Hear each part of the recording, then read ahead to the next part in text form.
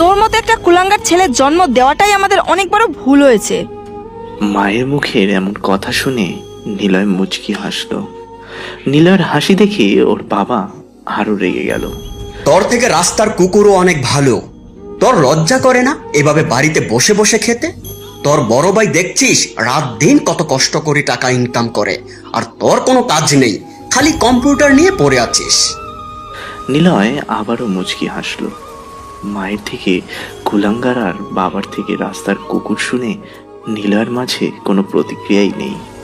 সে নির্বাক কথাগুলো শুনে চলেছে। তোর কি একটু লজ্জা করে না? আর কত এভাবে থাকবি? কিছু করতে পারিস না তুই? তোর কি কোনো লজ্জা নেই? বেহায়ার মতো চলিস। মায়ের কথা শুনে নিলয় বলল, 1000 টাকা হবে? কম্পিউটারের হার্ড ডিস্কের সমস্যা হয়েছে, ঠিক করতে হবে। কুত্তার বাচ্চা, তোর টাকা চাইতে একটু লজ্জা করলো না? এতক্ষণ তোকে যে কথাগুলো বললাম সেটা কি কানেও নিস নাই? তোর পাটা দে ধরি, বাবা হয়ে তোর পা ধরে বলি টাকা নিস না আর। নিজে কিছু কর। তোর বড় ভাই দেখছিস কত কষ্ট করে। তোকে ছোট ছেলে হিসেবে পরিচয় দিতেই আমার লজ্জা করে। শিখেছিস তো দুটো কাজ, বন্ধুদের সাথে ঘোরা আর সারা রাত কম্পিউটার নিয়ে পড়ে থাকা। টাকা দিতে পারবে না যখন, তখন জন্ম দিয়েছিলে কেন? আমি কি বলেছিলাম আমাকে জন্ম দাও? আমি কি জানতাম তুই বড় হলে এমন হবি? তোর বড় ভাই দেখেছিস কত কিছু করে। প্রতিবারই একই কথা ভাল লাগে না মা। বড় ভাই বড় ভাই কি এমন করে? ও মাসে 15,000 টাকার বেতন পায়, সে সব কিছু করেছে। 1000 টাকা দিতে বলেছি, টাকা দাও, না হলে। পুরো কথাটা নিলয় শেষ করতে পারেনি। কষে একটা চড় দেয় ওর আপু পেছন থেকে। নিলয়ের বড় বোন বিথি। সে নিলয়ের সামনে এসে চড় মেরেছে খুব জোরে। নিলয় গালে হাত দিয়ে বলল, চুপ করে আছিস কেন? তুইও শুরু কর, দে গালি দে। কুত্তার বাচ্চা, হারামি, কুকুর, জানোয়ার এসব বলা শুরু কর। নিজের মা বাবা যদি এমন গালি দেয়, তুই বোন হয়ে চুপ করে আছিস কেন? কিসের বাবা সে? 1000 টাকা দিতে পারে না, আবার সে হয়েছে পিতা। ওই রকম পিতার আমি, আর মা হয়েছে, তাই না? বড় ছেলেই তোমাদের। তুই কিন্তু বাবা মার সামনে গালি দিচ্ছিস। আমি কিন্তু তোকে আর একটা চট দেবো কালে। সারা তো ঠিকই বলেছে, কম্পিউটার সায়েন্স নিয়ে ইঞ্জিনিয়ারিং করেছিস, বেকার কেন বসে আছিস? আর বাবা মা, তোমাদের রোজ একই কথা ওকে বলতে হয় কেন? তোমাদের কি ও খুব জ্বালায়? আয় আমার সাথে। বিথি আপু নিলয়ের হাত ধরে ওর ঘরে নিয়ে যায়। ঘরের দরজা দিয়ে নিলয়কে বিছানায় বসায়। নিলয় কাঁদছে, তবে শব্দ করে নয়। চোখের এক কোণা দিয়ে পানি পড়ছে ওর। আজ সকালে মামা বসে চা খাচ্ছিল, আর ও যে টাকা চায়। 10 দিন আগেও সে টাকা নিয়েছে। আবার টাকা চাওয়ার জন্য সে এমন গালি শুনেছে মা বাবার কাছে। দেখ ভাই, তুই বড় হয়েছিস, মা বাবার সাথে এমন করে? দে ধর। বিথি আপা নিলয়ের দিকে 1000 টাকার নোট বাড়িয়ে দিল। নিলয় টাকার দিকে তাকিয়ে থাকে কিছুক্ষণ, তারপর বলে, টাকা লাগবে না। আরে ধর, তোর টাকা লাগবে আমাকে এসে বলতি কেন? মা বাবার কাছে টাকা যেতে গিয়েছিলি? জন্মটা তো ওরাই দিয়েছে, তাই না? প্রয়োজনটা তো ওদেরই মেটানোর কথা। বাদ দে, নে টাকা নে। আচ্ছা কি করবি বল টাকা নিয়ে? আমি টাকা নিব না, তোর টাকা তুই রাখ। আমি জানি সারাদিন রাতে সেলাই মেশিন চালিয়ে তুই টাকা জমিয়েছিস তোর পরীক্ষার অ্যাডমিশনের জন্য। সে টাকা আমার লাগবে না। আরে পাগল, আমার তো এখনো পরীক্ষার বাকি আছে, টাকাটা নে।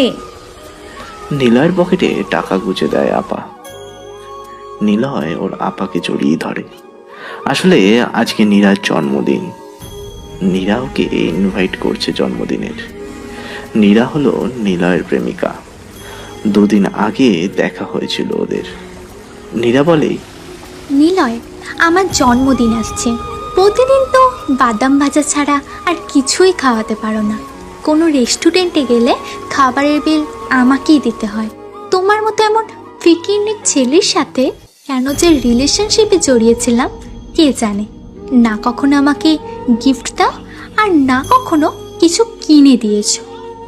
নিরি, তোমার কাছে কি ভালোবাসাটা দামি রেস্টুরেন্টে বসে বেশি দামের খাবার কিনে খাওয়ার মধ্যে সীমাবদ্ধ? ভালো ভালো গিফট নিয়ে তোমার সামনে মেলে ধরাটাই কি ভালোবাসা? লোকাল বাসে নয়, বাইকে করে ঘুরে বেড়ানোটাই কি ভালোবাসা? দেখো নিলয়, এত লেকচার শোনার মতো সময় আমার নেই। ভালোবাসার সম্পর্কে জড়ালে হাত ধরে ঘুরতে হয়। কথার পরিধি কথা বাড়ানোর জন্য অশ্লীল কথা বলাটা যদি ভালোবাসার পর্যায়ে পড়ে, তাহলে রেস্টুরেন্টে বসে বিরিয়ানি, স্যুপ, দামি গিফট, বাইকে ঘোরা, এইগুলোকেও ভালোবাসা বলে, বুঝছো? ও, ভালোই তো বললে। দামি রেস্টুরেন্টে খাওয়া, দামি গিফট, লং ট্যুরে পার্টি, এসবের পর যখন ওই ভালোবাসার জেরে রুমে নিয়ে যেয়ে একটু গায়ে হাত দিলেই সেটা ধর্ষণ হয়ে যায়। বিহেভ খারাপ, সব ছেলে একই রকম হয়ে যায়, তাই না? দেখো নিলয়, এত প্যাচালের সময় আমার নেই। জব করো, আর আমার বার্থডে আসছে। এই বার্থডেতে যদি গিফট না আনো আর ভালোভাবে যদি না আসো, তোমার সাথে এটাই শেষ দেখা আর শেষ কথা বলা। নীরা কথাগুলো বলে চলে যায়। নিলয় নীরার থেকে এমন কথা শুনে বোবা হয়ে গেল। সে আর কোনো কথা খুঁজে পাচ্ছে না, কিন্তু নীরাকে সে অনেক বেশি ভালোবাসে, তাই ওর জন্য সব করতে পারবে। এই জন্য নিলয় এই দুদিন বাড়ির বাইরে বের হয়নি, কম্পিউটার নিয়ে বসেছে। ওর কাছে 5,000 টাকা আছে, আর এই টাকা সে কম্পিউটার চালিয়েই পেয়েছে। কম্পিউটার ইঞ্জিনিয়ার আর সায়েন্স জানাতে সে হ্যাকটা খুব ভালো মতোই পারে। এই জন্য ওর আশেপাশে থাকা বড় বড় গেমিং অ্যাকাউন্ট হ্যাক করে সে নিজেই ফিরিয়ে দেওয়ার নাম করে টাকা নিয়েছে। আর যাদের আইডি হ্যাক হয়েছে তারা টাকা দিতে তো বাধ্যই, কারণ বর্তমানে সব দেশে গেমিং কমিউনিটি এতটাই পপুলারিটি অর্জন করেছে, হাজার হাজার ছেলে বা মেয়ে অনলাইন গেমের সাথে যুক্ত হয়ে হাজার হাজার টাকা নষ্ট করছে। আর সেই আইডির মান এত বেশি হয় যে সেটা ফিরিয়ে আনার জন্য যে কোনো কিছু করতে তারা প্রস্তুত। আর নিলয় জানে ওর এলাকায় কে কেমন অনলাইন গেমে আসক্ত, সেজন্য ও নিজেই ফেসবুক আইডি বা জিমেল আইডি হ্যাক করে নিজের আয়ত্তে রেখেছে। ফিরিয়ে দেওয়ার নাম করে টাকাও নেয়। বিথি আপুর থেকে টাকা নিয়ে নিলয় বাড়ি থেকে বের হয়। বাজারে এসে গিফটের দোকানে আসলো নিলয়। দোকানের মধ্যে একটা পুলিশ আর দোকানদারের মধ্যে বেশ গোপনে কথা হতে থাকে। নিলয় গিফট চুজ করতে করতে ওদের কাছে আসে। হঠাৎ শুনতে পায় নিলয়, স্যার, চূড়াই মাল আসছে। এই মাসে আমার অনেক। আপনি আগেরবার মাল খাইয়া ঝামেলা করেছিলেন, এইবার যেন ঝামেলা না হয়। আচ্ছা ঠিক আছে, তবে এইবার মাল বেশি লাগবে, 4 লাখ টাকা লাগবে। আচ্ছা স্যার, আপনার অ্যাকাউন্টে পাঠিয়ে দিব। আপনার অ্যাকাউন্ট নাম্বার পাঠিয়ে দিন তো। দোকানদার কথাটা বলতেই পুলিশের বাটন ফোনে একটা ফোন আসে। উনি আর একটা স্মার্টফোন বের করে লক খুলে দোকানের কাছে দিয়ে বলল, স্যার ফোন করছে, আমি অ্যাকাউন্ট নাম্বার বের করে দিয়েছি, দেখে নে। আমি কথা বলে আসছি। পুলিশ চলে যায় বাইরে। নিলয় সাথে সাথেই দোকানের কাছে এসে ধাক্কা দেয়। হাত থেকে পুলিশের ফোন পড়ে যায়। নিলয় ফোন তুলে দিয়ে বলে, সরি, দোকানের জিনিস দেখতে দেখতে খেয়ালই করিনি। এই নিন আপনার ফোন। নিলয় ফোন দিয়ে সেখান থেকে চলে আসে। গিফট নেয় ও। একটা ড্রেস পছন্দ হলো, কিন্তু দাম 10,000 টাকা। নিলয়ের কাছে আছে মাত্র 6,000 টাকা। নিলয় কম দামি ড্রেস নিয়ে দোকান থেকে বের হয়। দোকানের সামনে এসে মেন রাস্তায় ওঠে। মাথার মধ্যে পুলিশের অ্যাকাউন্ট নাম্বারটা ঘুরপাক খাচ্ছে, 16191502। বাসায় গিয়ে দেখতে হবে অ্যাকাউন্টের ব্যাপারে, যা কোনোদিনও নিলয় করেনি। সেটা করার চিন্তায় হাঁটতে থাকে। কিছু দূর আসার পর নিলয় একটা রিক্সা ডাকার জন্য আশেপাশে তাকায়। তখনই ওর চোখ আটকে যায় রাস্তার বিপরীত পাশে একটা দামি রেস্টুরেন্টের দিকে। রেস্টুরেন্ট থেকে নীরা একটা ছেলের হাত ধরে বের হচ্ছে। দুজনেই হাসি খুশি হয়ে বের হলো। নীরা ওই ছেলেটার বাইকে উঠে চলে গেল। নিলয় বোকার মতো দাঁড়িয়ে নীরাদের চলে যাওয়া দেখতে থাকে। এমন কিছু দেখবে নিলয় কখনো স্বপ্নেও চিন্তা করেনি। বারবার নিলয় নিজেকে বুঝিয়েছে, আমি চোখে ভুল দেখেছি, ওটা নীরা না তো, হতে পারে ওর মতো দেখতে কোনো মেয়ে। কিন্তু না, ওটা সত্যি নীরা ছিল। নীরার এভাবে অন্য ছেলের সাথে ঘোরা দেখে নিলয় বোবা হয়ে যায়। মামা কই যাবেন? ওঠেন রিকশায়। রিক্সা চালকের কথা শুনে ভাবনা থেকে ফেরেও। রিক্সা ডেকেছিল নিলয়, কিন্তু কখন যে রিক্সার সামনে এসে নিলয় খেয়ালই করেনি। নিলয় রিক্সায় উঠল, এরপর সোজা বাড়িতে চলে আসে। বাড়ির গেট খুলে নিলয় আসছে। ওর বাবা আদনান মাহমুদ চা খাচ্ছে। নিলয়কে আসতে দেখে ডাকলেন, নিলয়, এদিকে আয়। বলো। নে ধর, আমার প্রেসক্রিপশন ওষুধ এনে দে এখন। আমি এখন যেতে পারবো না, ভালো লাগছে না। কেন পারবি না? কাজ করে আসছিস নাকি? কি কাজ করে আসছেন আপনি? বাবা, বললাম তো আমি এখন যেতে পারবো না, আমাকে কেন বিরক্ত করছো? জীবনে অমানুষ ছাড়া তো কখনো কিছুই হোস নাই। অমানুষের মতো ব্যবহার তোর। বাবা একটা কথা বলেছে, সেটা না শুনে মুখের উপর কথা বলেছিস। আবার শুরু করেছো? একটু শান্তিতে থাকতে দিবা আমাকে তোমরা? বলি, পেটে বাতটা আসে কোথা থেকে? আমার পেনশনের টাকা আর তোর বড় ভাইয়ের টাকা দিয়ে সংসারটা চলছে। শান্তি খোঁজো, হ্যাঁ, শান্তি খোঁজো। হ্যাঁ, 2টা টাকা আয় করার মুরদ নেই, উনি আসছে শান্তি খুঁজতে। বড় ভাই সব তোমাদের, তাই না? আমি তো কিছুই না। হওয়ার পর কেন আমাকে গলা টিপে মেরে ফেলোনি? আর হ্যাঁ, চাকরির জন্য তো চেষ্টা করছি, ঘুষ চেয়েছে 20 লাখ টাকা, দিতে পেরেছো? সেটাও তো পারোনি। তোর পিছনে 20 লাখ টাকা খরচ করলেও সব যে জলে যাবে সেটা খুব ভালো করেই জানি। সামনে থেকে যা। একেবারেই বলো বাড়ি থেকে চলে যেতে। তোমাদেরটা খাচ্ছি, বড় ভাইয়েরটা খাচ্ছি, কাজ করি না, চলে যাই। তোর মতো ছেলে চলে গেলে আমাদের ভালোই হবে। যাস না কেন? নিলয় দরজায় একটা লাথি দিয়ে ঘরে চলে আসে। প্রতিদিন বাড়িতে এমন ঝামেলা নিলয়ের আর সহ্য হচ্ছে না। সব সময় একই রকম, সকালে একবার খোটা, খাওয়ার সময় একবার খোটা। সব সময় মা বাবা এমনই করে থাকে নিলয়ের সাথে। নিলয় দরজা খুলে দিল।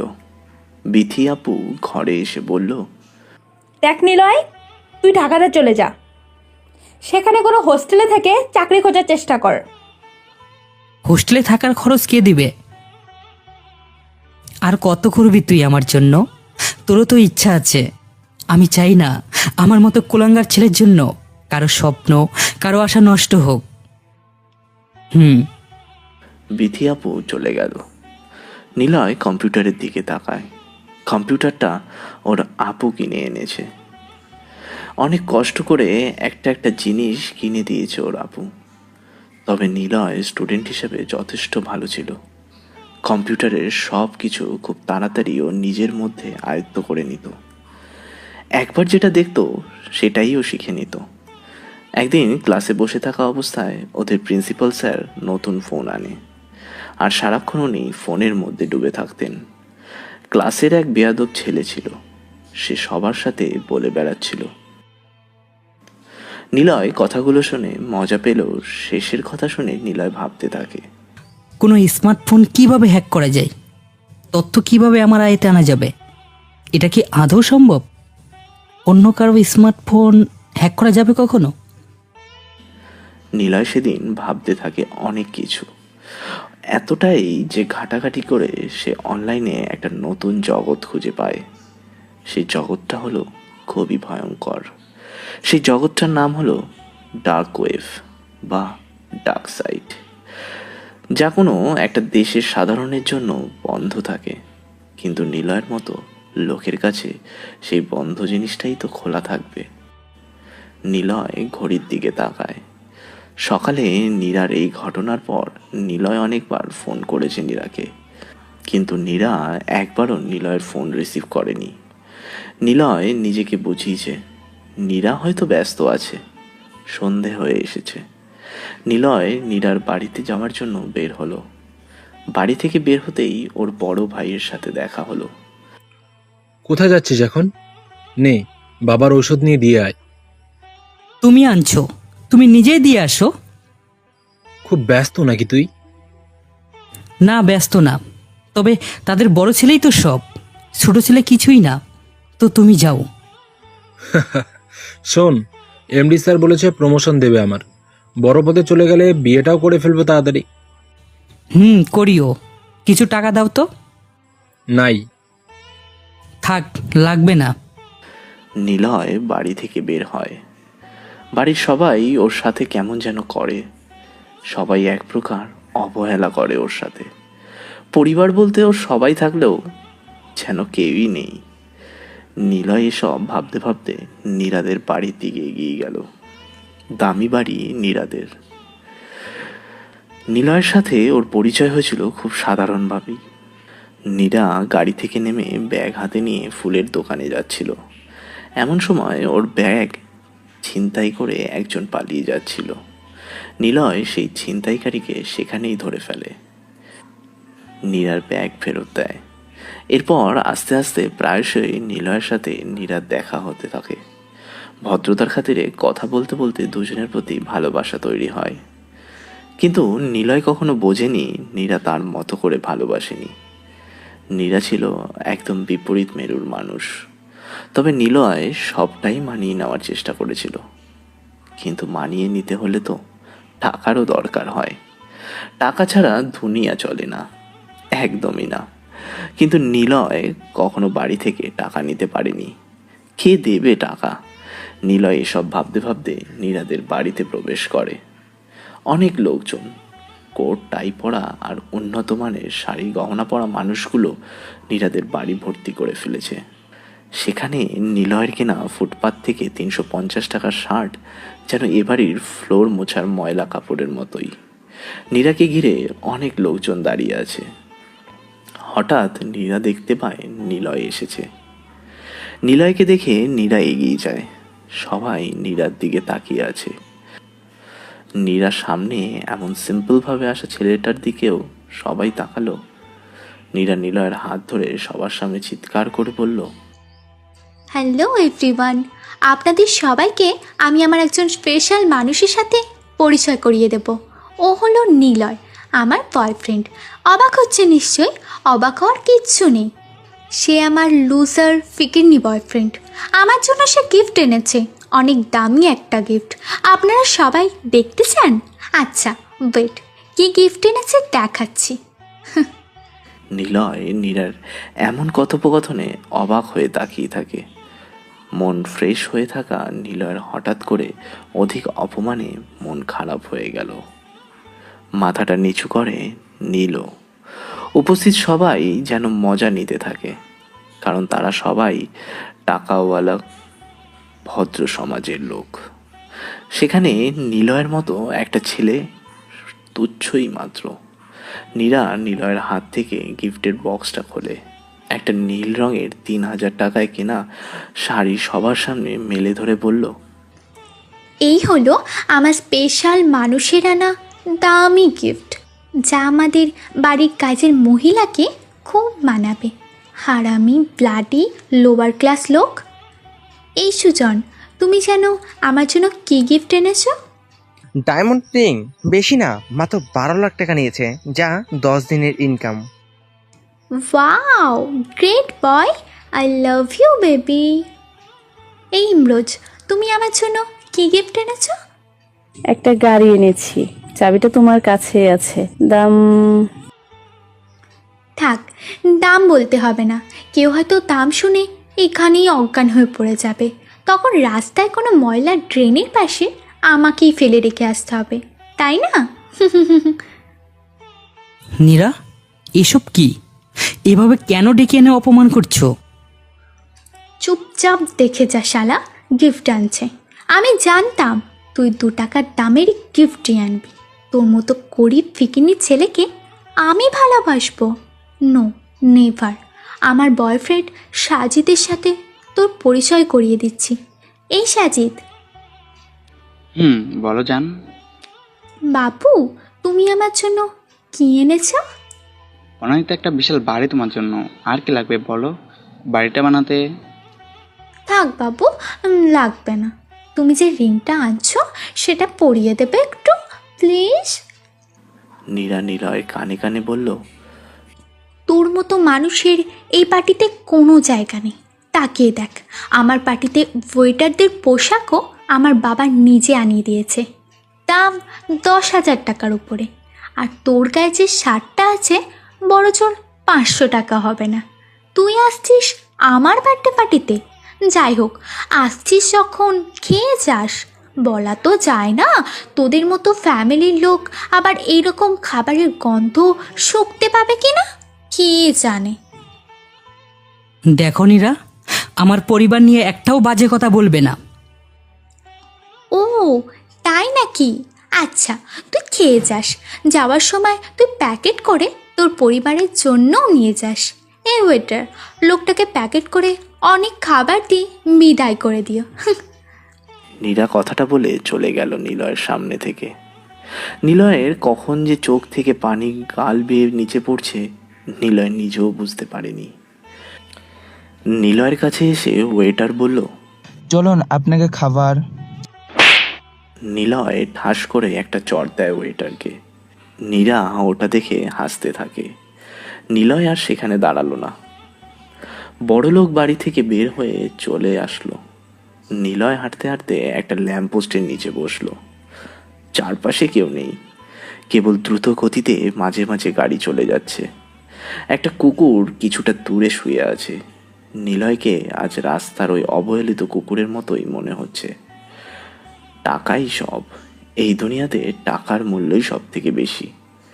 নিলয় ছোট থেকে একটা কথা শুনে এসেছে, টাকা দেখলে যেন কাঠের পুতুলও হাঁ করে তাকিয়ে থাকে। নিলয়কে আজকে বুঝতে পেরেছে সেই কথাটার মানে। টাকার জন্য আজ ওর ভালোবাসাটা কুকুরের মতো পড়ে রইল। দুনিয়াতে সব মানুষই টাকার পেছনে ছোটে। ছুটতে ছুটতে সে একটা সময় ক্লান্ত হয়ে যায়। গরিব হয়ে জন্ম নেওয়াটা ভাগ্যের দোষ, কিন্তু দুনিয়াতে সবাই সেই ভাগ্যের দোষটা পাল্টানোর জন্য টাকার নেশাতেই ছুটে বেড়ায়। কারণ গরিব হয়ে মরাটা তো নিজের দোষ। নিলয় বসা থেকে উঠে দাঁড়ালো।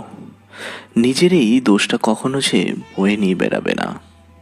তারও টাকা চাই, তবে সে টাকার পেছনে ছুটবে না, টাকাই ওর পেছনে ছুটবে। এতদিন সে যা করেনি সেটাই করবে। অন্যের টাকা সে নিজের করে নেবে। কথাগুলো ভাবতে ভাবতে সে হাঁটতে থাকে। তখনই ফোন বেজে ওঠে ওর। তাকিয়ে দেখে ওর আপু বিথির কল। নিলয় রিসিভ করে। ভাই কোথায় তুই? বাবাকে হাসপাতালে নিয়ে এসেছি, তুই জলদি আয়। নিলয় পকেটে ফোন খুঁজে দৌড়াতে থাকে হাসপাতালের দিকে। এমনটা হবে নিলয় ভাবেনি কোনোদিন। যখন খারাপ সময় আসে তখন সব একসাথেই আসে। নিলয় দৌড়তে থাকে, হাসপাতালে এসে পৌঁছায়। খোঁজাখুঁজি করে কেবিনের সামনে এসে দাঁড়ায় ও। বিথি আপু এসে নিলয়কে জড়িয়ে ধরে। কি হয়েছে বাবার? ভাইয়া ওষুধ আনছিল, কিন্তু দেরি হয়ে যায়। বাবার তো সকাল আর দুপুরে ওষুধ খাওয়ার কথা, কিন্তু ছিল না। তোকে এনে দিতে বলছিল, আনিস নাই, এর জন্য বাবা অসুস্থ হয়ে গেছে। কিছু সময় পর ডাক্তার বের হলো। সবাই ডাক্তারের সামনে গিয়ে বলল, কি হয়েছে ওনার? ডাক্তার সবার দিকে তাকিয়ে বলল, দেখুন, আপনাদের আর কতবার করে বলবো, ওনার দুটো কিডনি ড্যামেজ হয়ে যাচ্ছে দিন দিন। যে কোনো মূল্যে একটা কিডনি দিতেই হবে, না হলে ওনাকে বেশি দিন বাঁচানো যাবে না। আর সেই অপারেশন করতে গেলে টাকাও লাগবে।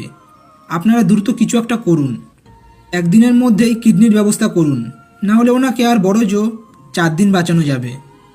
ডাক্তার সাহেব কথাগুলো বলে চলে গেল। নিলয়ের মা আঁচল চেপে কান্না করছে। বড় ছেলে এসব দেখে চলে যায়।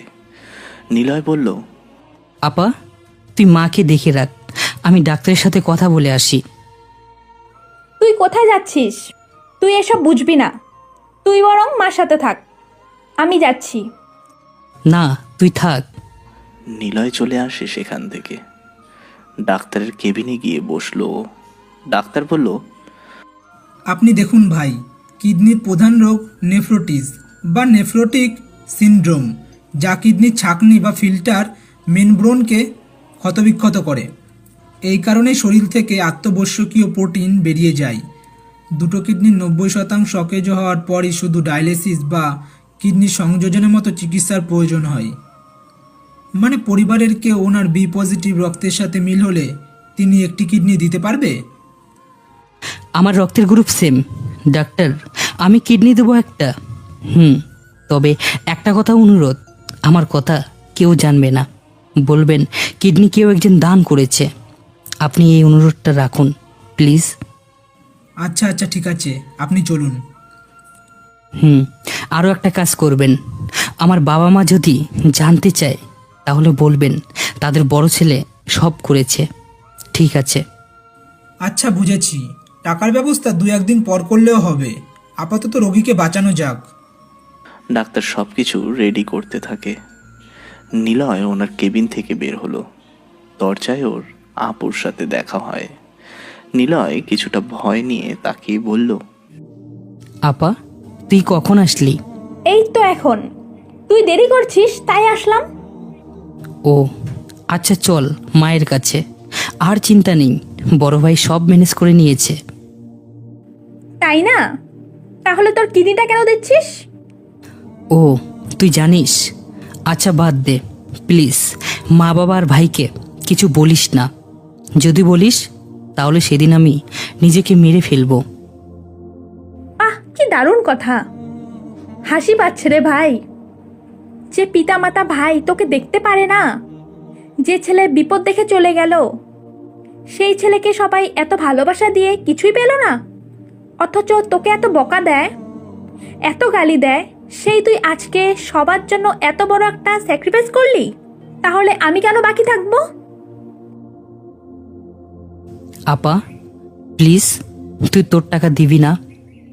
ভাই তুই যদি নিজের কিডনি দিয়ে গোপন রাখতে পারিস তাহলে আমিও পারবো, না হলে সবটা কিন্তু বলে দেব আমি। আচ্ছা ঠিক আছে। আরে ওসব কিছু না, মা বাবা বকা দেয় মানে সেটা দোয়ারে। আমি পরক্ষণে ওনাদের সব গালিমন্দ ভুলে যাই। চল এখান থেকে, আর এসব কাউকে বলবি না। নিলয় চলে আসে সেখান থেকে। ডাক্তারের সাথে গিয়ে গোপনে একটা কিডনি ওর বাবাকে দেয়। নিলয়ের বাবা সুস্থ হয় 2 দিনের মধ্যেই। ডাক্তারকে ডাক দেন তিনি। ডাক্তার সাহেব, আমাকে কে কিডনি দিয়েছে? ডাক্তার বিথি আপুর দিকে তাকায়। বিথি আপু ইশারায় না করে দিল। ডাক্তার বলল, আসলে একজন কিডনি ডোনেট করেছে, আর টাকা বা সবকিছুর ব্যবস্থা আপনার বড় ছেলে করেছে। জানতাম সেই সব করবে। ছোটটা হয়েছে তো বেওড়া, কুলাঙ্গার, অপদার্থ। তার তো কোনো চিন্তা হয় না আমাদের জন্য। সে কি দেখতেও আসেনি, তাই না? দরকার নেই ওর মতো ছেলের। নিলয়কে আমার ছেলে বলে পরিচয় দিতেও লজ্জা করছে এখন। বাবা তুমি এখন বাড়িতে যেতে পারো, ডাক্তার বলেছে বাড়ি নিয়ে যাওয়া যাবে। আদনান সাহেব বাড়িতে আসে। 2 দিন হলো নিলয় বাড়িতে আসছে না, কারণ সে হাসপাতালের বেডেই আছে। প্রচণ্ড দুর্বল লাগছে তার। নীরার কথা খুব মনে পড়ছে নিলয়ের। নিলয় কোথায় থাকে? সে অপদার্থটা বাড়িতে আসবে না নাকি? আদনান সাহেব সকালে চা খেতে খেতে কথাটা বলল। বিথি আপু ঘর থেকে বেরিয়ে বাবার কাছে গিয়ে দাঁড়ালো। ওনাদের বড় ছেলে নিবিড় বাজার নিয়ে বাড়িতে এসে দাঁড়াতেই আদনান সাহেব বলল, আমার বড় ছেলে হলো সোনার টুকরা, আর ছোটটা হয়েছে বেয়াদব, অপদার্থ। বাবা, আমার প্রমোশন হয়ে গেছে, আমি ম্যানেজার হয়েছি। বাহ, খুব খুশির সংবাদ। বাবা নিলয় আসছে। নিলয় আজ 2 দিন পর হাসপাতাল থেকে বের হলো। সোজা বাড়িতে আসলো। ওর কোনো দিকে না তাকিয়ে নিজের ঘরের দিকে দুর্বল পায়ে হেঁটে যেতে থাকে। আদনান সাহেব নিলয়কে ডাকলেন। নিলয় কাছে গিয়ে দাঁড়ায়। বাড়ির সবাই একসাথে বসে আছে। বিথি একটা টুল এনে নিলয়কে দেয়। নিলয়ের বাবা বলল, কি ব্যাপার বিথি? তোর বড় ভাই দাঁড়িয়ে আছে আর তুই নিলয়কে বসার জন্য টুল এনে দিলি কেন? নিলয় সেটা ভাইয়ের দিকে এগিয়ে দিয়ে চুপচাপ দাঁড়িয়ে থাকে। ওর বাবা আদনান সাহেব বলল, হয়েছিস তো একটা অকর্মণ্য। আমি যে মরে যাচ্ছিলাম সেসব তুই কি খেয়াল রাখিস? তুই কি জানিস? না। ও, তা জানবি কেন? তোর তো আমাদের জন্য কোনো চিন্তা হয় না। তোর থেকে পশুরা অনেক ভালো, খাবার পেলে সেখানেই থাকে। বাবা কি বলো এসব? আচ্ছা শোন, তোর ভাইয়ের প্রমোশন হয়েছে, দেখ দেখি কিছু শেখ। সে তো তোমাদেরই ছেলে, আমি তো কেউই না, সব ভালো ওরই হবে। বাবা আসলে এসেছি। জানি তো আমাদের দোয়া নিতে এসেছিস। আরে বাবা, আমাদের দোয়া তো সব সময় তোর সাথেই আছে। আসলে বাবা আমি এসেছি বলতে মানে এমডি স্যারের মেয়েকে আমার সাথে স্যার বিয়ে দিতে চায়, কথাটা বলতেই। ও, এই কথা। সমস্যা নেই, বিয়ে হবে। এটা তো আরো খুশির সংবাদ। নিলয় সেখান থেকে চলে গেল। ও আর দাঁড়িয়ে থাকতে পারছে না, বিছনায় গিয়ে ও শুয়ে পড়ে। মাথার মধ্যে নীরার কথাগুলো এখনো ঘুরপাক খাচ্ছে। টাকার পেছনে মানুষ কিভাবেই না ছোটে, কিন্তু নিলয়ের পেছনে টাকা ছুটবে। নিলয় ঘরের দরজা বন্ধ করে দিল, কম্পিউটারটি অন করলো। এতদিনে সে কম্পিউটার ভালো কাজের জন্যই ব্যবহার করেছে, কিন্তু আজ থেকে সে আর এটা ভালো কাজের জন্য ব্যবহার করবে না। কম্পিউটার অন করে কিছু সময় চুপচাপ বসে কম্পিউটার স্ক্রিনে তাকিয়ে থাকলো। মনে মনে মুচকি হাসলো। সে এখন চুরি করবে, তবে কারোর বাড়িতে বা স্থানে গিয়ে নয়। সে চুরি করবে ঘরে বসে। সে হ্যাক হয়ে অন্যদের টাকা নিজের অ্যাকাউন্টে চুরি করে নেবে। সে আর দেরি করলো না, নিজের আইপি অ্যাড্রেস গোপন রেখে ডার্ক ওয়েবে প্রবেশ করলো। ডার্ক ওয়েব হলো এমন একটা সাইট যেখানে অন্যের সব তথ্য, অ্যাকাউন্ট থেকে শুরু করে একদম ব্যক্তিগত সব তথ্য হ্যাক করে হ্যাকার নিজের কবজায় নিতে পারে। তাই প্রথমত নিজের আইপি অ্যাড্রেস জানতে হবে। নিলয় সব রকম ব্যবস্থা করলো। থানার দারোয়া সিরাজ মিয়ার ফোন সবসময় ওয়াইফাই কানেক্টেড থাকে, এই জন্য ওনাকে সব রকম সোশ্যাল মিডিয়াতেই অনলাইন দেখা যায়। কারোর সকল প্রকার তথ্য বা ইনফরমেশন এই আইপি অ্যাড্রেসে জমা হয়। নিলয় ডার্ক ওয়েবে প্রবেশ করে যে কোনো একটা সাইটে গিয়ে সব রকম পদ্ধতি কমপ্লিট করে একটা নিউ ইউআরএল কপি করে সিরাজ মিয়ার ফোনে পাঠালো। সিরাজ মিয়া তখন থানায় বসে আছে, চায়ের সাথে গোপনে সিগারেটও খাচ্ছেন তিনি। হঠাৎ ওর ফোনে মেসেজের টিউনের মতো নোটিফিকেশন বেজে উঠল। উনি চা রেখে ফোনে হাত দিলেন। ফোনের শাটার টেনে দেখলেন নোটিফিকেশন বারে একটা নতুন কোনো লেখা শো করছে। উনি কৌতূহলী হয়ে সেই লেখাতে ক্লিক করে একটি সাইটে প্রবেশ করলো, কিন্তু সেই সাইটে কিছুই নেই। উনি 5 সেকেন্ড পর সেখান থেকে বেরিয়ে আসলেন। মনে মনে গালি দিয়ে বললেন, উত্তর বাচ্চারা খালি অহেতুক মেসেজ কল দিয়ে জ্বালাতন করে, ওদের জ্বালায় শান্তি নেই। ইউটিউবে কিছু দেখলেও অ্যাড শেয়ারের ঠেলায় কিছুই দেখা যায় না, আবার শান্তিতে একটু গান শুনবো এখানেও সমস্যা। এদিকে নিলয় মুচকি হাসলো। সে ওর এক্সেস লিঙ্কে ক্লিক করে, একটা পেজ শো করে। পেজের নিচের অংশে এসেই নতুন ক্লিক করা সিরাজ সাহেবের আইপি অ্যাড্রেসে থাকা সব রকমের তথ্য এসে যায়। সিরাজ সাহেব একটি কল গার্লের সাথে ইমোতে মেসেজ সেক্স করছে। মেয়েটার সাথে সিরাজ সাহেব কথা বলছে। আজ রাত 10টার পরে আসবো, বুঝলি? রেডি থাকিস। আপনি টাকা দেওয়ার সময় আমার সাথে 2 নাম্বারই করেন। আরে এবার বেশি দেবো, সারা রাত থাকিস, তোর খাইতে যে কি মজা। নিলয়ের কম্পিউটারে সব কিছু শো করছে। নিলয় সেগুলো কালেক্ট করে। সিরাজ মিয়ার একটি কল আসলো, বউ নামে নাম্বার সেভ করা। সিরাজ মিয়া কল রিসিভ করে। বউ বলো, এই সময় কল দিলে কেন? আরে শোনো, আমি তো বাপের বাড়ি আছি, কিছু টাকা লাগবে, তোমার কার্ডটা পাঠিয়ে দাও, ব্যাংক থেকে টাকা তুলবো। আচ্ছা বউ, পাঠিয়ে দিচ্ছি, পাসওয়ার্ড লিখে নাও। উত্তেজিত হয়ে বসে। বহু বছর ধরে এই বিষয়ে পড়াশোনা করেছে ও। প্রিন্সিপালের ফোনের আইপি অ্যাড্রেস এভাবেই হ্যাক করে নেয় নিলয়। সেখান থেকেই ওর এটা নেশাতে পরিণত হয়েছিল। কিন্তু দু একবার এটা করার পর নিজেকে বোঝায় হ্যাক করাটা অন্যায়, কারোর ব্যক্তিগত তথ্য হ্যাক করাটা আরও অন্যায়। মানে কেউ তার যা যা করছে দূরে বসে ওই হ্যাকারটা সব দেখছে, অথচ ভিকটিম জানেই না ওর ফোনের ইন্টারনেট প্রোটোকল হ্যাক হয়েছে। মানে সব রকম তথ্য অন্য কেউ দেখতে পাচ্ছে। নীলয়ের ফোনে একটি নতুন স্লাইড শো করলো। সেখানে সিরাজ মিয়ার ব্যাংক অ্যাকাউন্টের পাসওয়ার্ড দেওয়া, যা ওর বউকে একমাত্র মেসেজ করে পাঠিয়েছে। নীলয় তাড়াতাড়ি অ্যাকাউন্টে সেই নাম্বার পাঠিয়ে পাসওয়ার্ড পাঠাতে যাবে, তখনই মনে হয় এমনটা করলে ধরা খেয়ে যাব। আগে কি ব্যাংকের সব কিছু তথ্য হ্যাক করব? এত সহজে তো হ্যাক করা যাবে না। আগে আমাকে হতে হবে অ্যানোনিমাস, মানে লুকায়িত ব্যক্তি হতে হবে। আর আগে আইপি অ্যাড্রেস হতে আমাকে লোকেশন হ্যাক করে নিতে হবে, তাহলেই সব ঝামেলা থেকে মুক্ত পাবো। নীলয় সিরাজ মিয়ার ফোন কলের কনভারসেশন শুনতে পেল। সিরাজ মিয়া বলছে তার বউকে, বউ, অ্যাকাউন্টে 30 লাখ টাকা আছে, ব্যাংক থেকে তোমার যতটুকু লাগবে নিয়ে নাও। জানোই তো ছোট চাকরি, একটু ঘুষ না খেলে কি আর টাকা হয়? আমাদের ছেলে মেয়েও বড় হচ্ছে, তাদের তো দেখে রাখতে হবে, তাই না? আরও কিছু সময় প্রেম আলাপ করে সিরাজ মিয়া ফোন কেটে দেয়। নীলয় ভেবেছিল সিরাজ মিয়ার ব্যাংক অ্যাকাউন্ট হ্যাক করা লাগবে, কিন্তু না, এত সহজে সব কিছু পেয়ে যাবে নীলয় ভাবতেই পারেনি। তবে সরাসরি ব্যাংক অ্যাকাউন্ট হ্যাক করতে হবে, আর সেটা খুব গোপনেই। নিলয়, দরজা খোল।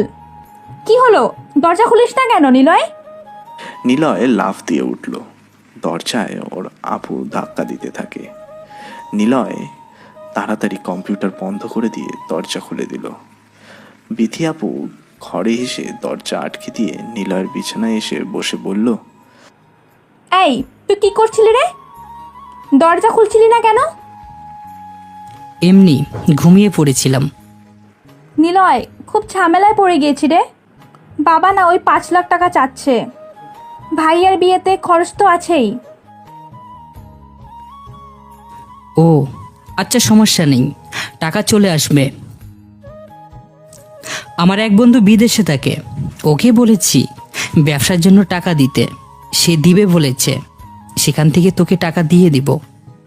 তাহলে তুই ব্যবসার জন্য টাকা কই পাবি? ঢাকাতে যাব, সেখানে এক বন্ধু কাপড়ের ব্যবসা করে, ওর সাথেই থাকবো। কিছু টাকা দিয়ে পার্টনার হব ওর ব্যবসার, হয়ে যাবে। কি, তুই কম্পিউটারের ইঞ্জিনিয়ার হয়ে কাপড়ের ব্যবসা করবি, তাই না? এখানে আর থাকবো না, নিজেকে তো বাঁচতে হবে, তাই না?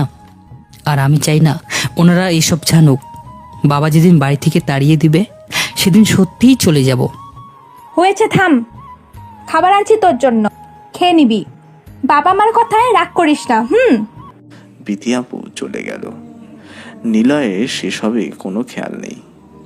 ও কিভাবে টাকাগুলো তুলবে সেই চিন্তাই করছে। অ্যাকাউন্ট থেকে তুলতে গেলে তো আমাকে সিসিটিভি ক্যামেরা দেখা যাবে। আচ্ছা, সিসিটিভি ক্যামেরা কি হ্যাক করা যাবে? ভাবতে হবে আমার। ফুটেজ ডিলিট করে দিতে পারবো কি তাহলে? কিন্তু কিভাবে আমি ক্যামেরার ফুটেজ হ্যাক করব? একা এত কিছু করা সম্ভব না। আমাকে খুঁজে বের করতে হবে বড় বড় হ্যাকারদের। কিন্তু আমাকে আগে এই টাকাগুলো নিতেই হবে। কিন্তু কিভাবে? আচ্ছা, আমি যদি বাস্তবেও নিজেকে লুকিয়ে মাইন্ড গেম খেলি তাহলে কেমন হয়?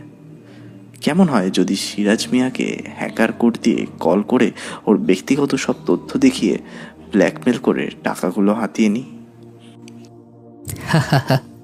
এটাই মাস্টার মাইন্ড গেম। তবে এর জন্য আমাকে সোশ্যাল ইঞ্জিনিয়ারিং হতে হবে। সোশ্যাল ইঞ্জিনিয়ার মানে হলো আমাকে কলগার হিসাবে সিরাজকে মেসেজ করতে হবে, আর সে আমার ফাঁদে পা দিয়ে আমার পাঠানো সব লিঙ্কে ক্লিক করতে থাকবে। তখন আমিও সব কিছু জেনে যাব খুব সহজে। নিলয় চেয়ারে বসে হেলান দিয়ে কথাগুলো ভাবছে। বসা থেকে উঠে দাঁড়ায়, লম্বা একটি কোট বানায় ওর আপুর সেলাই মেশিন দিয়ে। ওর আপু এই সব কিছুর জন্য নিলয়কে অনেক প্রশ্ন করলেও নিলয় কিছু না বলে নিজের মতো করেই কাজ করছে। শেষে বিথি আপু বিরক্ত হয়ে নিলয়ের থেকে দূরে চলে যায়। নিলয় কালো হুডওয়ালা লম্বা কোট বানায়, কালো প্যান্ট ম্যানেজ করে, মুখে একটি হ্যাকার টাইপ মাস্ক বানিয়ে পরে নিয়ে চেক করলো, একদম পারফেক্ট আছে সব কিছু। এবার সিরাজকে একটা ব্ল্যাক নাম্বার থেকে কল দিতে হবে। নিলয় যখনই কল দিতে যাবে ওর বাবা ওকে ডাক দেয়। নিলয় সব কিছু একটি ড্রয়ারে রেখে দেয়। কম্পিউটার অফ করে বাবার কাছে দুর্বল শরীর নিয়ে এগিয়ে যায়। ওর বাবা নিলয়ের দিকে বিরক্ত দেখিয়ে তাকিয়ে বলল, সারাক্ষণ ঘরে বসে কম্পিউটার চালানো ছাড়া তোর কি কোনো কাজ নেই? আর গা থেকে কাপড়ও খুলছিস না, সেই সকাল থেকে একই কাপড় পরে আছিস। কি সমস্যা তোর? হ্যাঁ, কি সমস্যা তুই আমাকে একটু বলবি? হাসপাতালে আমাকে না দেখতে যে কোথায় ছিলি? বাবা, ওর সাথে তুমি সবসময় কেন জোর গলায় কথা বলো? তোর আদরের জন্য ও এমন হয়েছে। কুলাঙ্গার জন্ম দিয়েছি একটা। আগে যদি জানতাম এমন পেয়ারা হবে এই কুত্তার বাচ্চাটা, তবে হওয়ার পরেই গালে লবণ দিয়ে মেরে ফেলতাম। হ্যাঁ, মেরে ফেলতাম। নিজেই কুত্তা, এই জন্য আমাকে বারবার কুত্তার বাচ্চা বলো, তাই না? নিলয়ের মা সাথে সাথে নিলয়ের গালে কষে একটা চড় বসিয়ে দিল। নিলয় মুচকি হাসতে থাকে। আদনান সাহেব নিলয়কে গালি দিয়ে বলতে থাকলো, তোর মতো ছেলের আমার দরকার নেই। আমার বড় ছেলেই ভালো। তুই মরে গেলেও আমরা কখনো দেখতে যাব না। আর আমরা যদি আগে মরি, তুই দেখতে আসবি না কখনো, বলে দিলাম। কখনো তুই দেখতে আসবি না। বড় ছেলে না থাকলে মরেই যেতাম। সারাক্ষণ বড় ছেলে করো। তুমি জানো তোমার বড় ছেলে? আপা, আমার বড় ছেলে কি? না, কিছু না, অনেক ভালো। সে না থাকলে আজকে তোমাকে আমার সাথে দেখতাম না। ভাইকে অনেক ধন্যবাদ, তোমাকে টাকা দিয়ে সব কিছু করেছে। দেখতে হবে তো ছেলেটাকার। আর নিলয়, তুই আমার সামনে আসবি না। বাড়ি ছেড়ে চলে যা। তোর মতো তুই থাক, তোর লজ্জাও করে না? বড় হয়ে নিজের কামাই না করে অন্যেরটা খাচ্ছিস। আরে যা যা যা যা, তোর আশা না আসা সমান। নিলয় বাড়ি থেকে বের হলো। আপুর পাঠানো খাবার খেয়ে কোনো রকমে সাইকেল নিয়ে বের হলো নিলয়। হাঁটলে তলপেটে ব্যথা অনুভব করতে হচ্ছে খুব। সাইকেলটাও খুব ধীর গতিতে চালাচ্ছে। পিঠ আর পেটে অনেক ব্যথা হচ্ছে ওর। তবুও কোনো রকম সাইকেল চালিয়ে নীরাদের বাড়ির সামনে এসে দাঁড়ালো। রাস্তার পাশে চায়ের দোকানে ঝাড়নে বসলো নিলয়। এমন সময় এখান থেকে ওর বাড়ির ব্যালকনিটা খুব ভালোভাবেই দেখা যায়। নিলয় সেদিকে কিছু সময় তাকিয়ে থাকলো। নীরাকে নিয়ে ভালো মুহূর্তগুলো কল্পনা করতে থাকলো নিলয়। দুজনে এই সাইকেলে একবার মাত্র ঘুরেছিল। পরের বার নীরাকে যখন ঘুরতে যাওয়ার কথা বলে নিলয়, তখন নীরা বলে, এগুলো না আমার স্টেটাসের মধ্যে পড়ে না। আমার দ্বারা এইসব 2 টাকার সাইকেলে ঘোরা সম্ভব না। পারলে বাইক কেন, বাইক নিয়ে আমাকে ঘোরাও। সেটাও তো পারবে না। উনি আসছে 2 চাকার ভাঙা সাইকেল নিয়ে আমাকে ঘোরাতে। নিলয় তখন কিছু না মনে করে হেসে দিয়ে বলে, আরে পাগলি, ভালোবাসা থাকলে ভাঙা সাইকেলও লং ট্যুরে যাওয়া যায়। দুজনের খুনসুটি আর তোমার খোলা চুলের আমার মুখে লেপটে যাওয়া উন্মাদনা আমাদের জার্নি করবে ভালোবাসার বিশাল এক্সপ্রেস। নীরা নিলয়ের কথা শুনে রাগ দেখিয়ে চলে যায়। নিলয় পিছু পিছু এসেছে অনেকবার। নিলয় সেসব ভেবে মুচকি হাসলো। নিলয় নীরাদের বাড়ি থেকে চলে আসতে থাকে। হঠাৎ একটা এটিএম বুথের সামনে এসে দাঁড়ায় নিলয়। সেখানে সিসিটিভি ক্যামেরার দিকে তাকায়। ক্যামেরা থেকে মনিটরিং সিস্টেমের জন্য কোড প্রয়োজন। আচ্ছা, আমি যদি মনিটর সিস্টেমকে হ্যাক করি তাহলে ফুটেজগুলো সব আমার পিসিতে শো করবে। ইয়েস, এর জন্য আরও একটা কম্পিউটার দরকার আমার। কিন্তু বাড়িতে থাকলে কিছু করা যাবে না, আমাকে ঢাকা যেতেই হবে। সেখানে যে বড় বড় হ্যাকারদের আমার দলে আনতে হবে। নিলয় ক্যামেরার দিকে তাকিয়ে কথাগুলো ভাবছে। সাইকেলে উঠল।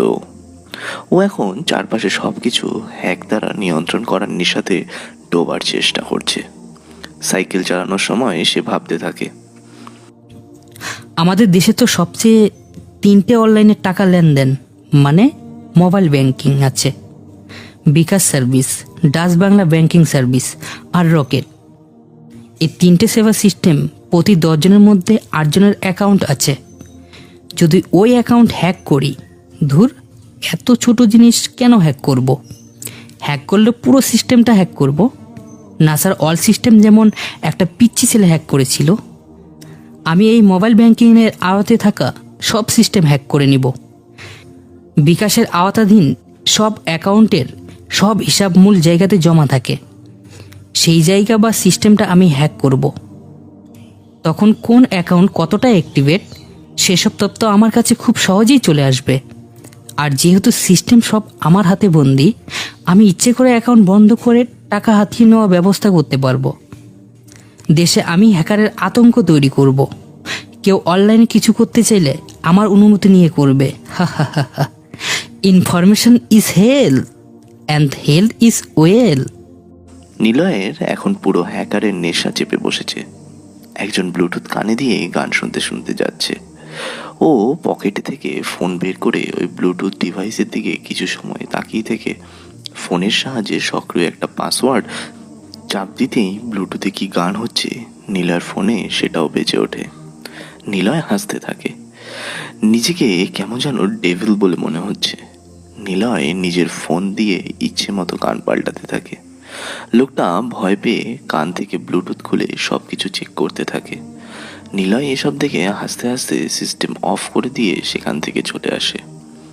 নিলয়ের সামনে এখন যে কোনো অনলাইন কোড ব্যবহার করা মানেই সেটা নিলয়ের আয়ত্তে চলে আসবে।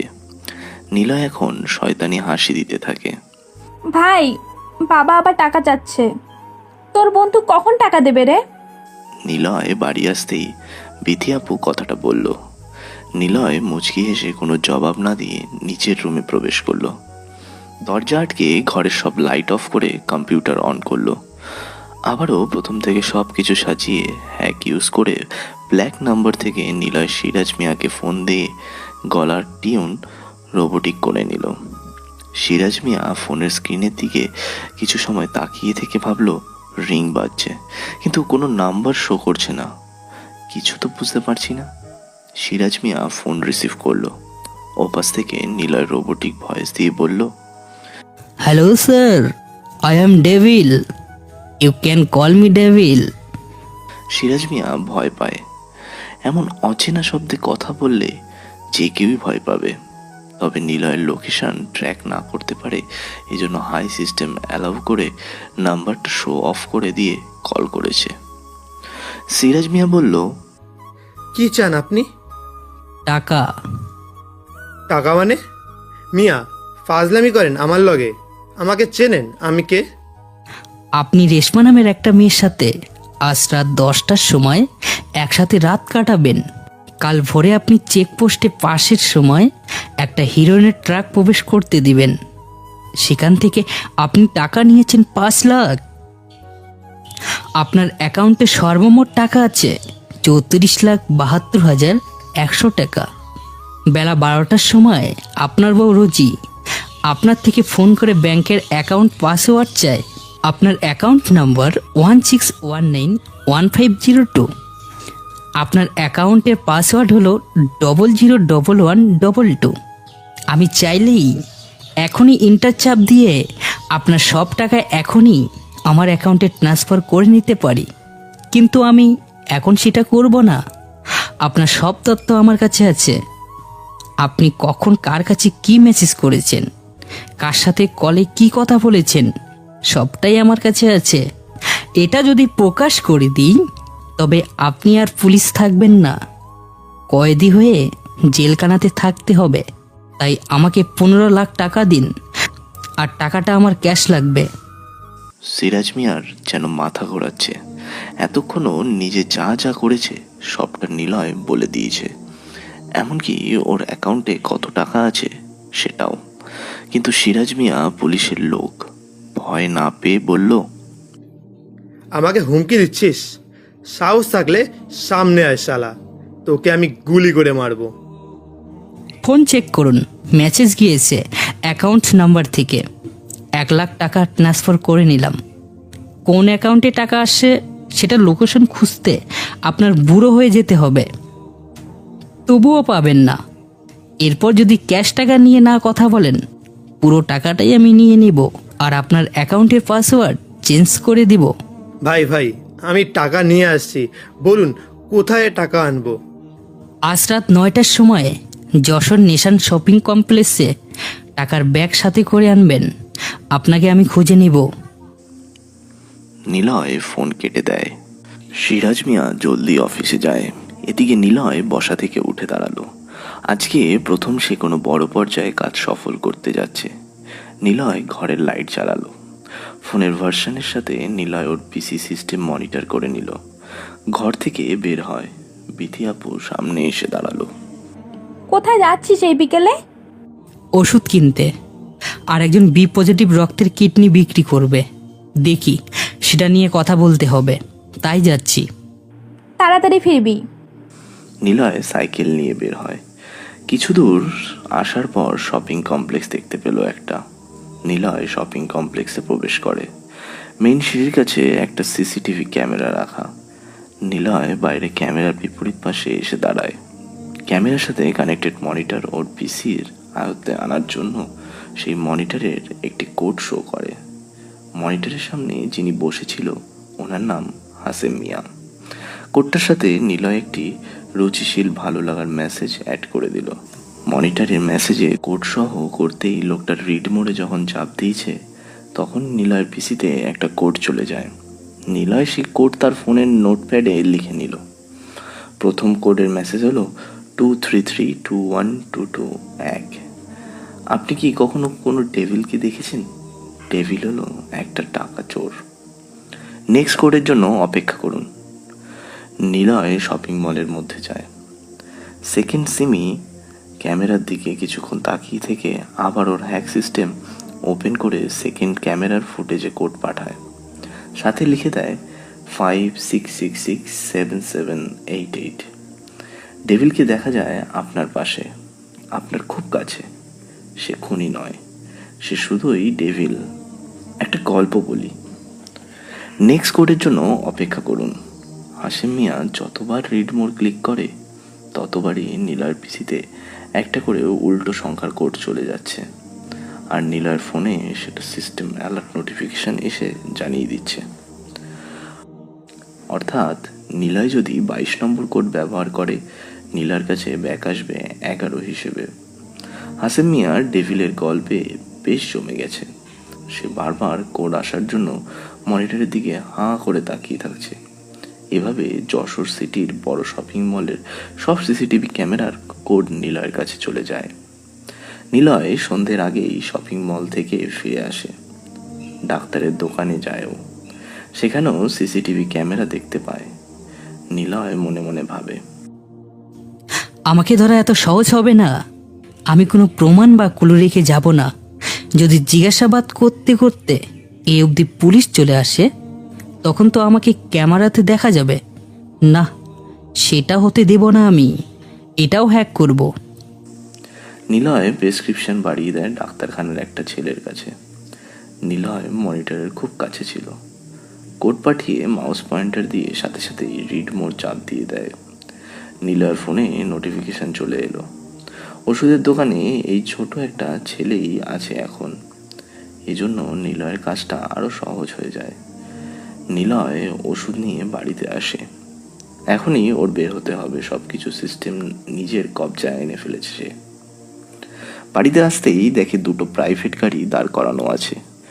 নিলয়ের মনে কোনো চিন্তা নেই, কারণ সে আইসিটিতে একজন পাক্কা মাইন্ড গেমার।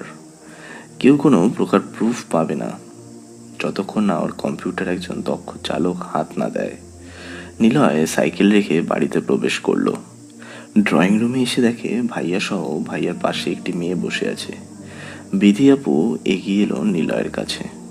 নিলয়, এরা হলো ভাইয়া শ্বশুরবাড়ির লোক, মানে ভাইয়াকে দেখতে এসেছে। আজকেই আংটি পরিয়ে ফেলেছে।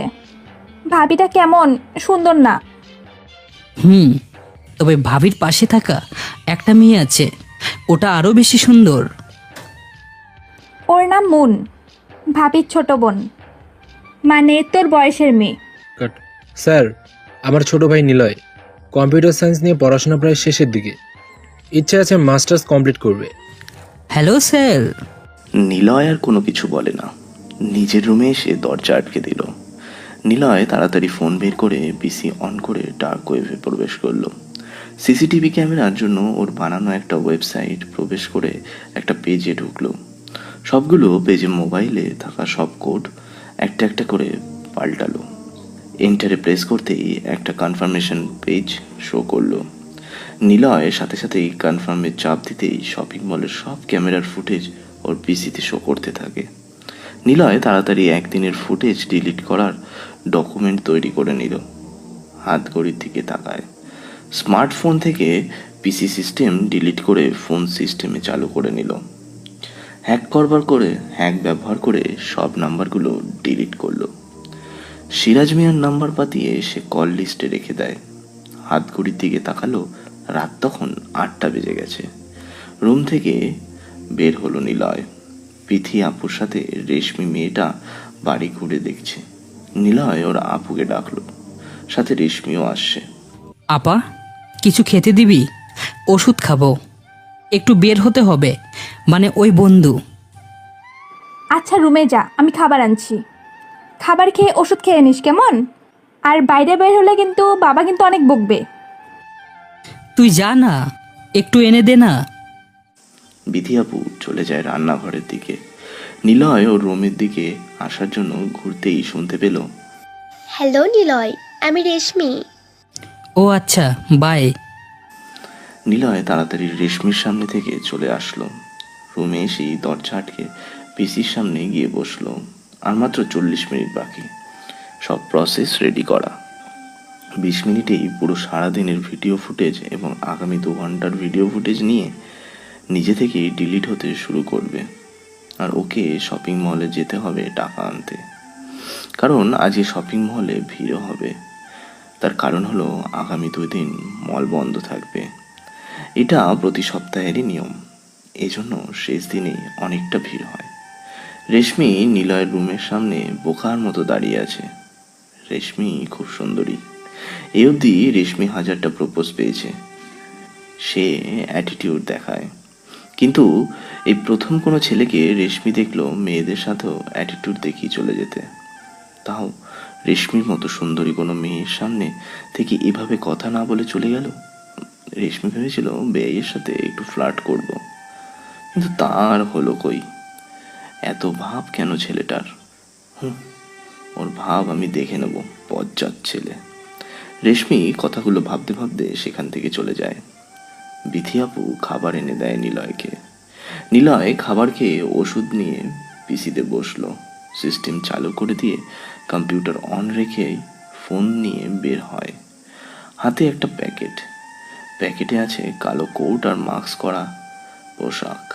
নিলয় সবার সামনে থেকে আসতে যাবে, ওর বাবা ডাক দেয়। নিলয় হাত ঘড়ির দিকে তাকিয়ে দেখলো প্রায় সময় হয়ে আসছে। কোথায় যাচ্ছিস রাতে? বাইরে। কেন? বাড়িতে থাক, মেহমান আছে, কথা বল, আড্ডা দে। কাজ আছে। নিলয় আর কারো দিকে তাকালো না, সে বাড়ি থেকে বের হলো। আদনান সাহেব মনে মনে নিলয়কে গালি দিয়ে মুখে হাসি রেখে ব্যাপারটা সামলে নিল। নিলয় সাইকেল নিয়ে শপিং মলে আসলো। ও পিসি অন করলো। আসার সময় নিজের ঘরে তালা দিয়ে চাবি নিয়ে এসেছে নিলয়। এতক্ষণ ওর কম্পিউটার কাজ শুরু করে দিয়েছে। আজকে সারাদিনে সব ভিডিও ফুটেজ ডিলিট হওয়া শুরু করেছে। নিলয় ফোন দিল সিরাজ মিয়াকে। টাকার ব্যাগটা নিয়ে শপিং মলের সামনে আসুন। তারপর পার্কিং লটে দেখবেন একটা পুরনো সাইকেল রাখা, সেই সাইকেলেই উঠবেন। তারপর সাইকেল নিয়ে সেখান থেকে বাম পাশে আসবেন। সেখানে এসে একটা বন্ধ চায়ের দোকান পাবেন, সেখানে এসে বসুন। তারপরে সেখানে এসে দেখবেন একটা কালো ব্যাগ। আপনার ব্যাগ থেকে টাকা বের করে ওই ব্যাগে রাখুন, কারণ আপনার টাকার পাউডার লাগানো আছে। সাথে আপনার ব্যাগে লোকেশন চিপ রাখা। ব্যাগসহ সেসব পিছনে পুকুরে ছুঁড়ে ফেলুন। তারপর ব্যাগটা কাঁধে নিন, এরপর যেতে থাকেন। তবে হ্যাঁ, আপনার সব অকর্ম এখনই কমিশনারের কাছে চলে যাবে। এই কেন কেন? পিছনে ফলো করা পুলিশদের চলে যেতে বলুন। আচ্ছা ঠিক আছে, তারপরে কি করব? সোজা চলে যান, কবরস্থান পাবেন। সেই কবরস্থানে গেটের সাথে ব্যাগটা ঝুলিয়ে রাখুন। কি? ব্যাগে 15 লাখ টাকা আছে, সেটা কবরস্থানে গেটের কাছে ঝুলিয়ে রাখবো? সেটা আমি বুঝবো। আচ্ছা, কিন্তু তুই কোথায়? তুই আসবি না টাকা আনতে? আপনি ব্যাগ আর সাইকেল রেখে সোজা চলে আসুন, আশেপাশে তাকাবেন না।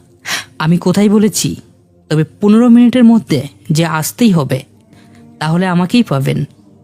তুই বল, আমি যাচ্ছি। আমি তো শপিং মলে 2য় তলার ছেলেদের আন্ডারপ্যান্ট দোকানের মধ্যে শপিং করছি। নিলয় ফোন কেটে দেয়। ওর বাম হাতে থাকা ড্রোন কন্ট্রোলারের সাহায্যে এতক্ষণে গোরস্থানে বসেই সে এসব কন্ট্রোল করছিল। ড্রোনটা হলো একটা মাছি। নিলয় গেট খোলে। সিরাজ মিয়া শপিং মলের মধ্যে প্রবেশ করলো। নিলয় কবরস্থান থেকে বের হলো। একটা লোকের সাইকেল এনেছিল ভাড়া করে।